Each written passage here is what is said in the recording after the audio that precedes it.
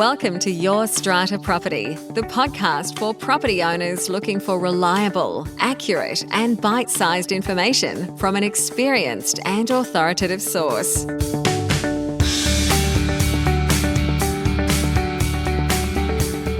Hello and welcome. I'm Amanda Farmer and I have with me today Reena van Aalst from Strata Central. Hey there, Reena. Hi, Amanda. How are you? I'm doing great. We are recording this just ahead of the Easter long weekend. So it's crazy, as it always is before a few days off. No doubt the same for you.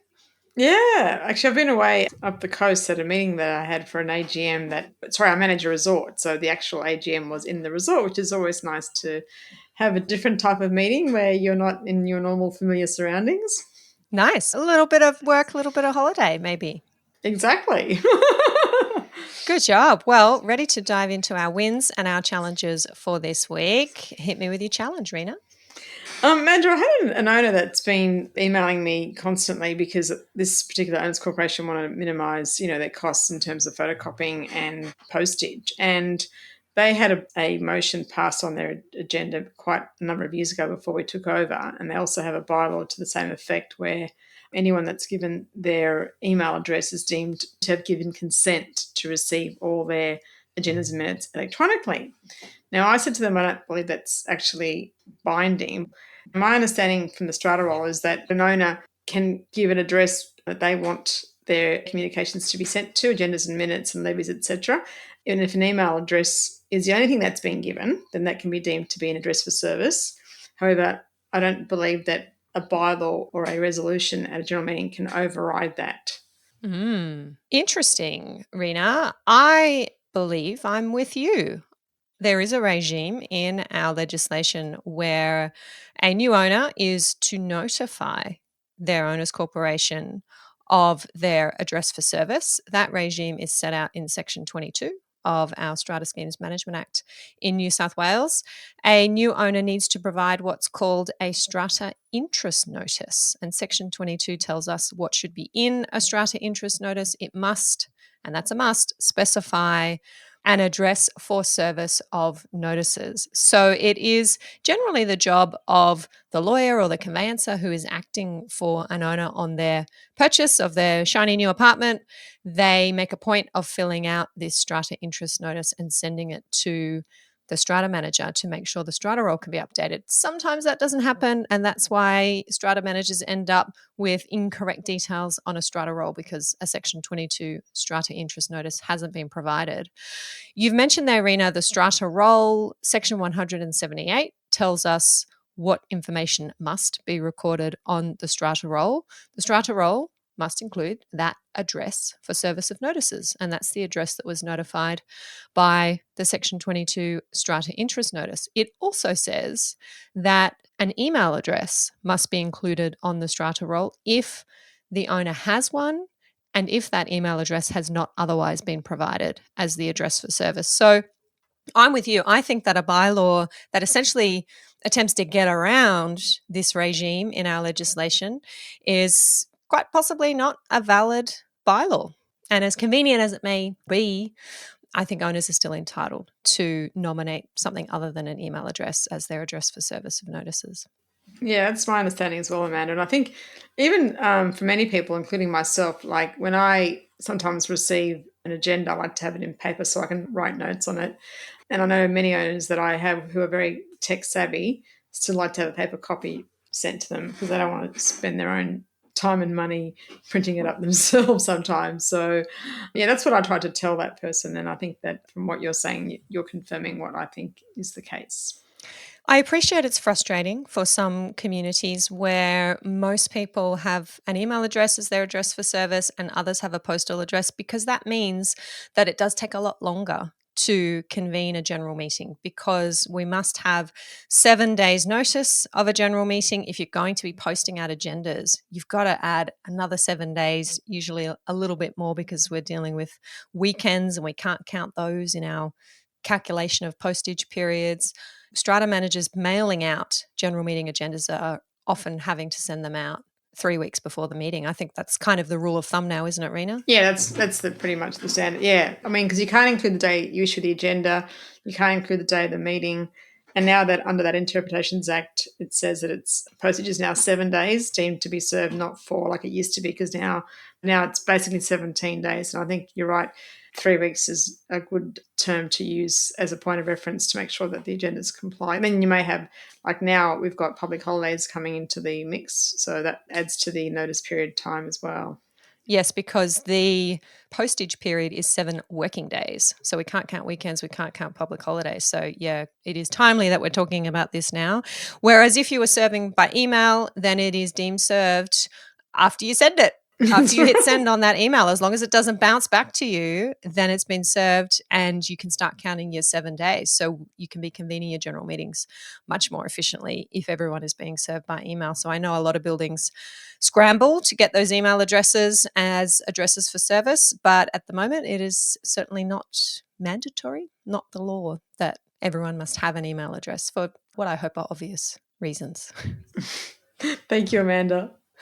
My challenge for this week has come up in our members Q&A forum just a couple of weeks ago. There was an interesting discussion going on about electronic signatures. And I'm wondering if you might have come across this, Reena. I've been asked by a member in our forum, what happens if somebody sends in a proxy form which must be signed? Our legislation says proxy forms must be signed by the owner of the lot. And it looks like the form has been signed by the owner simply typing their name into the form. It's not a signature that looks like it's been done by hand. Someone's just typed their name into the form. This person, who I imagine is a Strata manager, has said, I've rejected this form and I've asked for original signatures. I've been told that it has been signed electronically because this person didn't have access to a printer and that I should accept it. Amanda, do I need to accept it? I have a view on this, which I've shared with that member. Have you come across this, Reena, the electronic signing of proxy forms? Yeah, it's funny. I just had one of these recently, and it's the first time I've had one where they've just typed up their name. I mean, obviously, electronic signatures are fine in terms of people using electronic means to sign, with it. Like, even like DocuSign has a thing where you can either adopt a signature or you can, use your own one that you've. So you're talking about a scanned-in signature that looks like someone's done by hand? Yeah, or sometimes like, with DocuSign, even if you haven't got one to upload, you can actually just adopt one that they give you. But when it came to someone just typing it up, I said that we couldn't accept that. I didn't think that it was correct because to me, anyone can do that. I can do that. So at least with an adopted one, someone's gone to some effort. I suppose there is no logic there. I don't know, but that's what we only had it once, and we said, and plus it was a new owner, so I didn't know the owner at all was a new owner. So I thought, is this legit? Because I have had a problem with proxies previously where someone forged someone's signature, so that's why I'm a bit. Wow. I'm sort of a bit scarred. Yeah. Well, this is such a great conversation to be having because everything that you've just said comes into this and needs to be considered. So when I was discussing and debating this in the forum, the DocuSign platform certainly came up as I think I might have asked the question, was it DocuSigned? And if so, that is a piece of software that issues a certificate after you've signed it. And that certificate gets emailed usually to both parties if you're signing a contract, but certainly the person who signed will have in their inbox a certificate verifying that it's been signed through DocuSign, and you have that layer of proof, if you like, and security. And I suggested to this member, if it's been DocuSign, then request the certificate. The member has come back to me and said, Amanda, it hasn't been DocuSigned. I've just been told that it's just been typed in. They didn't have access to a printer. That then sent me off to actually do some real lawyering and to look up the Electronic Transactions Act. And this is legislation that we have across the country. I'm looking at the New South Wales version. The Electronic Transactions Act does deal with electronic signatures, and Section 9 is the relevant section dealing with signatures. And it does say that if a document needs to be signed, then it is legally signed electronically if there is a method used to identify the person and to indicate their intention to sign a document. So I read that as, well, the person has written their name somewhere on the document, and that method has to be reliable, in light of all the circumstances, and the person who requires the signature, so in this example, it would be the owner's corporation, is required to consent to receive the signature in that form. So this is where your comments there, Reena, about your experience in the past where this was a new owner, you didn't know them, this wasn't something that you'd previously agreed to, this wasn't the practice of that owner's corporation, and on that basis, you decided that you, as the agent of the owner's corporation, wouldn't consent to receive the communication that way. Might have been different if there was a DocuSign and there was a certificate that was given that you could rely on.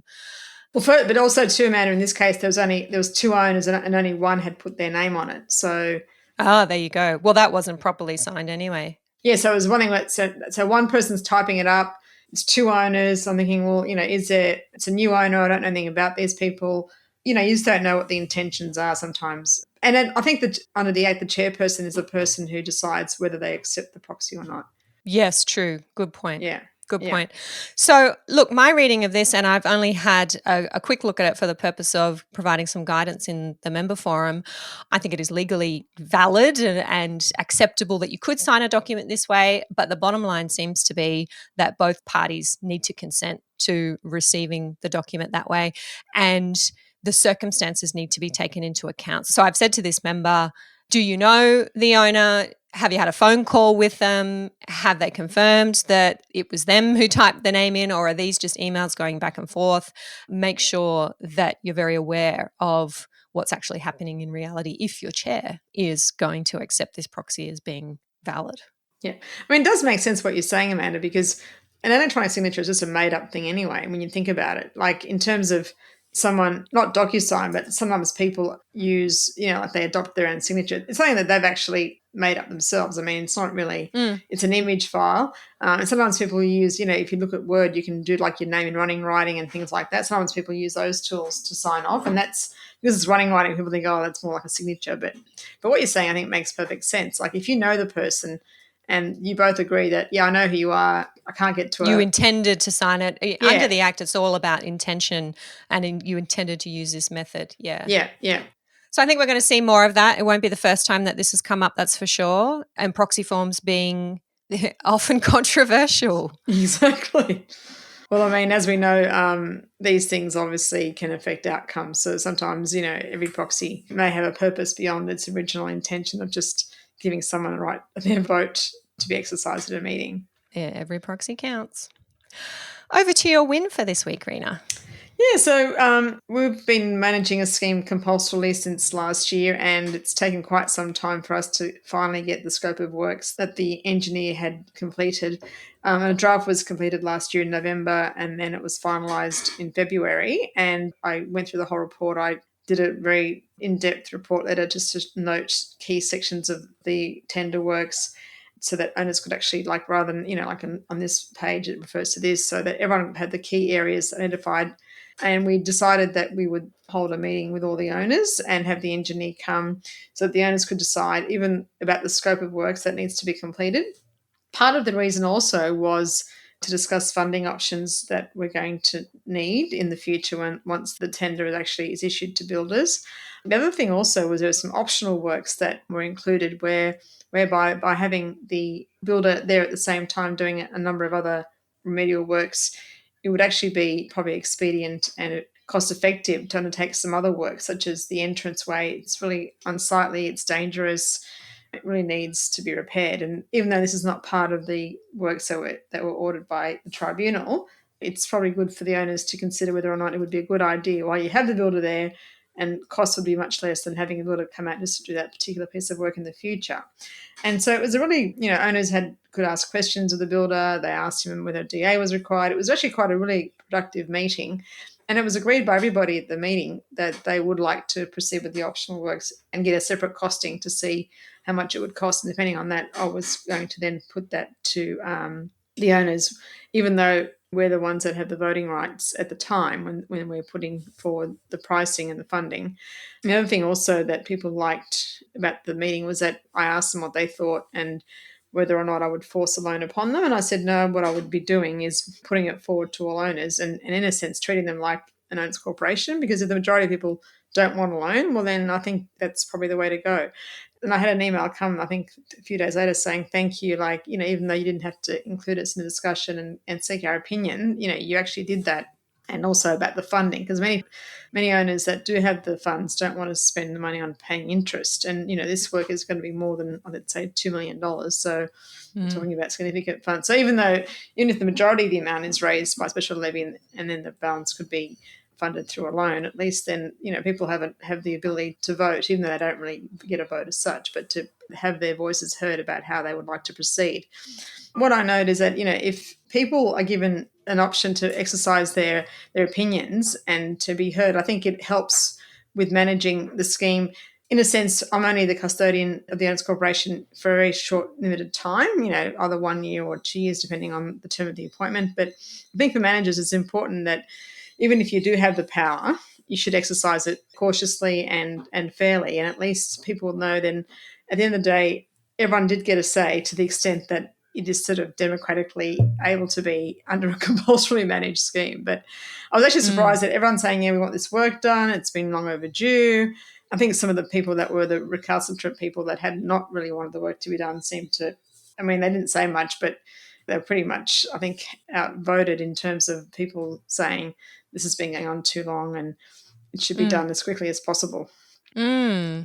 Yeah, some really key points there. Even though you are the compulsory manager and you have all the power, there is a time and a place to exercise that power. There may be some decisions, like when you first come in, the first few months, you've got to get that money in the bank, you've got to raise those levies, you've got to pay an insurance premium, whatever it is that's urgent, you're dealing with that very quickly. And then after settling in, getting to know the owners, them getting to know you, there are opportunities for you to canvass opinions and take those into account for all the reasons you've just said, Reena, to part ways down the track if you do end up parting ways, or perhaps they end up engaging you as a long-term voluntary manager, but for the owners to feel that they have had some control of their fate. So I think that's quite a skillful way to manage.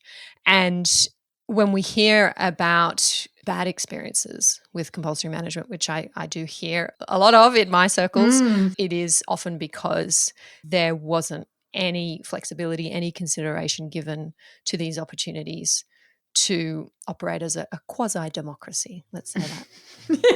Yeah, that's a good term, Amanda, actually. Yeah. And I think, I'm not sure why people really don't do that, because I know people don't think, it's more time consuming, but the issue is, it's, at the end of the day, it's not our building, and therefore the building does belong to the owners. And I think in our role, obviously we're appointed by the tribunal because there is dysfunction. But as part of trying to deal with the dysfunction, if you try and do the best for the majority of people, then I think most people will see that effort and try and be more helpful and responsive in terms of anything else that comes up, that people are more amenable to hearing about it and being able to say, yeah, we're happy to do more. And I was surprised that people wanted to do more than just, they were happy to do more things to improve their building. And other things that had come up were obviously 5 things that we've already been addressing.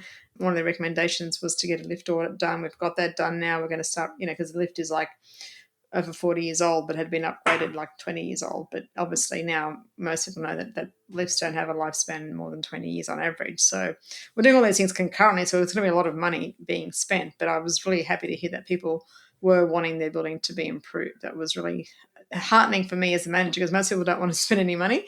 And I understand that to some extent. But when people say, no, this work needs to be done, it's long overdue, it does make it easier for us as managers to manage schemes like that. Nice one. Well, it'll be good to see all of that rolling out. Thank you for sharing that win, Reena. My win relates to a little strata scheme, tiny scheme, 2 lots. I have been working with one of the owners in that 2-lot scheme, and I might have alluded to this particular dispute in a past episode.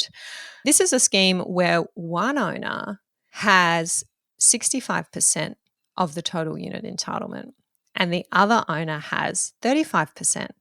So reasonably unusual in 2-lot schemes. Usually we like to see equal unit entitlement, so there is no one owner with complete control, but not so in this case. And therefore my client was finding it very difficult, impossible really, to get repair and maintenance work done on the common property that was only affecting her lot. So she had some water penetration. Quotes had come in at about $100,000 to fix this problem. So her neighbour was not at all interested in approving that. And we were in the middle of tribunal proceedings. Fast forward a little bit, and the other lot owner listed her property for sale. Oh. And tribunal proceedings were paused while that was happening. And the new owner came in. It wasn't clear to my client or myself how much that new owner was informed about the financial situation of the strata plan or the legal proceedings. And I remember saying to my client, fingers crossed, here's hoping you've got a really nice, really understanding, law-abiding neighbour who is willing to consent to this work being done, understands legal obligations, and doesn't have to be dragged through tribunal proceedings. And lo and behold, that is exactly the owner who bought in. And I wow. received an email very recently saying, Amanda, no need for the tribunal proceedings. I have met my neighbour. Whilst my neighbour is a little traumatized, a little shocked and surprised about this, they understand their obligations as a strata owner. They understand the strata law, and work is commencing in 2 weeks' time. Oh my God, I can't believe it, Amanda. Was this scheme managed by a strata manager or self-managed? No, strata manager, self-managed for Yeah. many, many years. And the outgoing owner, who's no longer the owner, had been there for many, many years and was running accounts and running meetings and essentially doing their best and not doing a terrible job. But when it came time to meet this big expense, it was clear that just wasn't going to happen without a tribunal order. Yes, the reason I was going to ask you, Amanda, about that was if they did a strata search, what records they would have seen in terms of this dispute. Oh, yeah. Very little, if any, I think. Yeah. God. And I remember my client telling me that she would be at home because she lived in the property. She'd be at home and she would see people coming for the open for inspections. And she would think, oh, I just really want to tell them what's going on. I want to go and tap them on the shoulder, which I suppose there was nothing stopping her doing that, but that might have created a whole other can of worms.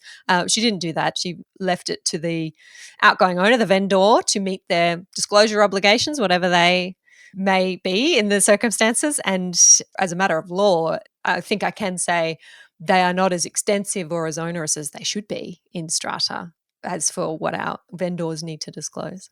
Yeah, I always get concerned about these two-lot schemes, Amanda, without strata managers. I think they're more common than what I think people would know, because I think, we can just manage it ourselves and we can – it's funny, I've actually got someone that I know who's an owner in one of our buildings. His son lives in a two-lot scheme and he's actually asked me for your details that I provided, knowing that you've done a lot of these types of things. But I think that, again, we don't need a strata manager. We can just, hold out. They don't even have a proper AGM or anything. And this is the problem. I think that, there's someone trying to do a search. I think they'd be not knowing what they're getting into.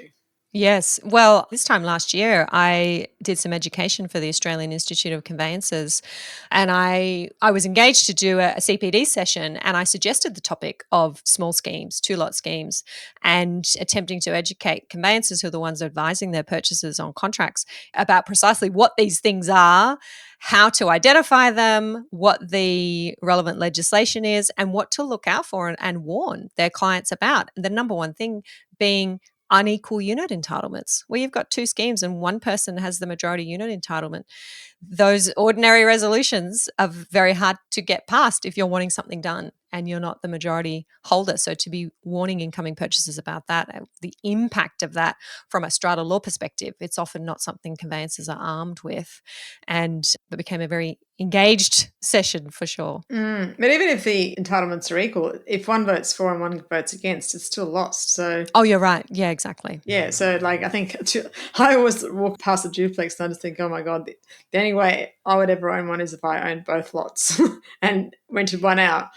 I shouldn't probably say that on your podcast, Amanda, but anyway, I'll probably ruin it for everyone that's thinking of buying in a two-lot scheme. Oh, no, they are tricky. And it comes down when I have clients talking to me about difficulties in two-lot schemes, developer clients who want to build these schemes and want to keep one. And I say to them, they say, oh, Amanda, how can I wrap it all up so that I'm protected? And there's a few things you can do in bylaws before the plan is registered for sure. But if you do have equal unit entitlement, and I do recommend that because I think for a savvy purchaser, it's not a great marketing strategy if you're trying to sell next door with the lesser unit entitlement. But I say it depends who buys it. And you don't have control over that. It depends who buys it, and it depends who the tenant is if they are an investor and they're going to put a tenant in there often, because that's what it comes down to. Do you get along with your neighbour at the end of the day? And that matters more in the smaller buildings than it does in our larger multi-stories. Oh, much more. But I think also sometimes when people have different views on how to run a scheme, it's like a marriage in a way. It's in a sense, it's that sort of analogous to, because one person may want their kid to go to a certain school, the other person may say no, public school's fine, and it comes down to that sort of philosophical differences in how people think about property, how people think about investment. People worry more about it when it's your own home. You want it to be functional. If it's an investment, perhaps you're only worried about your returns on investment and nothing else. So it becomes an ideological difference between owners in terms of how they deal with these types of issues. For sure. The other point that I wanted to make with this win is that sometimes a situation that just seems impossible or incredibly difficult to resolve and you can't see the solution on the horizon, sometimes that freezes people and it stops them from taking the first step or the next step or the next step, or filing that mediation application or commencing those tribunal proceedings. But this is a great example, and I see this often. I've got another one in my inbox actually that I'll have to add to the spreadsheet, where really difficult situations are resolved because somebody sells or they move out, and they never would have done that if they weren't being called to account, if those proceedings were not on foot, if the pressure wasn't on, if they weren't having to pay lawyers' fees, if they didn't see the writing on the wall. If you never take that first step to exercise your legal rights, you may not have this kind of a win. And it's absolutely a big win in this situation. Oh, I totally agree, man. And I actually had a compulsory managed scheme that we were looking after where there were two owners, and one owner sold, the problematic owner sold. And then after that, when our compulsory time was over, I said, she was quite savvy and she was really good. She was someone that had a legal background. And I said to her, I don't think you need a manager. I think you can just do this yourself. And with the new owner, because they were so nice, she agreed. And she had taken all the steps that you were saying. Even at the last minute, the owner, after she sold, she had her truck and she blocked her garage. So she couldn't get out of her garage for nearly 2 days. That was like her last sort of bit of vengeance, I think. But yeah, but I mean, like you said, if she hadn't pushed like what you've said and taken those steps, and and sometimes that's what it takes to sometimes force a sale in such a way that people think, you know what, I don't need the hassle, and you can actually do it sort of indirectly. That's right. And sometimes you can't see that on the horizon, or you can't see what the solution is going to be or how it's going to pan out, but you do know that there is a next step to take. And that's the best thing you can do, is just take the next step. And I'm often saying to my clients in difficult situations, what's the alternative? What will happen if you do nothing? And if you stay in this leaking apartment or whatever the situation is, if you've made the decision you don't want to sell, then what other option do you have but to take this step and see how it turns out? And that's not a legal decision. That's a personal decision to weigh up those things. But I absolutely have seen some good outcomes in hard situations where the difficult owner or neighbour has moved on. Yeah, that's fantastic, man. That's a really, really nice story. Well, it's been a really nice chat with you this afternoon, Reena van Aalst. Head off and enjoy your long weekend as best you can. Try and stay away from those emails. I'll try. The giggle. Don't think so. Catch you next time. Bye. Okay, bye. Thank you for listening to Your Strata Property, the podcast which consistently delivers to property owners reliable and accurate information about their strata property. You can access all the information below this episode via the show notes at www.yourstrataproperty.com.au. You can also ask questions in the comments section, which Amanda will answer in her upcoming episodes. How can Amanda help you today?